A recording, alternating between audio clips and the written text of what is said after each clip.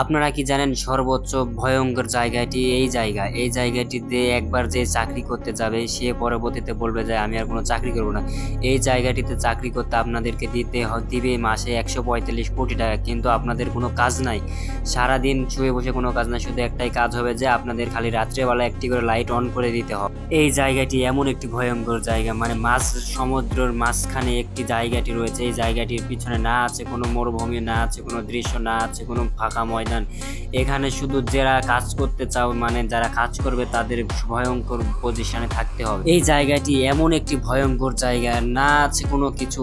আর এই জায়গাটির যে মাছ, যে সমুদ্র, যে ঢেউ, এই ঢেউটি দেখতে আমাদের চলে আসছে মস টাইটানিক জাহাজের একটি মালিকের নাম মিস্টার হিংজিয়া।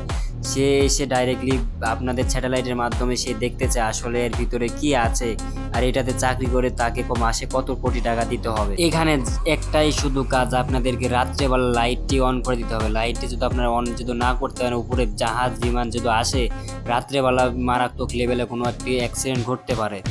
১৯২০ সালে সেই সময় ছিল না কোনো যানবাহন, ছিল না কোনো কিছু, শুধু ঘোড়ার মাধ্যমে যাতায়াত করতে হতো। সেই সময় যাতায়াতের সময় কোনো কিছু ছিল না, জাস্ট ছিল পানির ভিতর দিয়ে চলাচল করার সময়। আর সেই সময় সমুদ্রের ঢেউটি ছিল সেই মারাত্মক লেভেলের ঢেউ। আর সেই সময় যেগুলা জাহাজ ছিল কাঠের জাহাজ। এই কারণে সমুদ্রের কারণে জাহাজটি ছিদ্র ছিদ্র ফুটো হয়ে যায়। এই কারণে কিছু কিছু সময় তাদেরকে অনেক ক্ষতিগ্রস্তর ভিতর পড়তে হয়। তারা নতুন কিছু আবিষ্কার করলো যেটা দেখার মতো ছিল। তারা ১৯২০ সালে তারা নতুন পানির পদ্ধতি বের করলো, যেটা পানির ভিতর দিয়ে চলবে বা অন্যান্য ঝড় গতিতে, যেটা হলো আপনাদেরকে যেগুলা বলে ঝড় বা কোনো বিজলিতেও ফাটবে না, ভাঙবে না। তারা আসলে স্যাটেলাইটের মাধ্যমে দেখলো সূর্য আসলে কত হাজার কিলোমিটার দূরে। এই কারণে তারা নতুন কিছু একটি আবিষ্কার করতে চলেছে, যেটা আপনাদের পানির ভিতর দিয়েও চলবে। মানে আগামী ২০ বছর আগে কোনো ঝড় আসতে চলেছে বা অন্যান্য কোনো আঘাত কিছু খুঁটিনাটি আসতে চলেছে।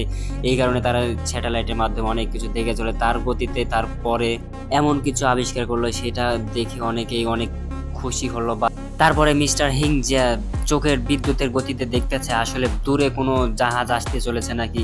এই কারণে সামনে দেখে যে কোনো দূরে কোনো জাহাজ আসতে চলে না। এইখানে তারা অনেক দ্রুত সম্ভব যেখানে সমুদ্র কিনারে যেতে চলেছে। আর তাদের সেনাবাহিনীকে বললো তোরা সবগুলো উপরে যায় দেখ আসলে কোনো দুর্বহনে জাহাজ চলতে চলেছে। সেখান থেকে আসলে ছিল তো বিদ্যুৎ লঙ্গিয়া ছিল ৪৫০০ অনেক কিলোমিটার দূরে। সেখানে পৌঁছতে প্রায় সময় লেগেছিল প্রায় ৩৬৫ দিন, মানে দেখতে চলে গেলে ১০০ বছর প্রায় পিছিয়ে চলেছে। তারা চিন্তা করলো যে ১০০ বছর পিছনে মানে অনেক কিছু।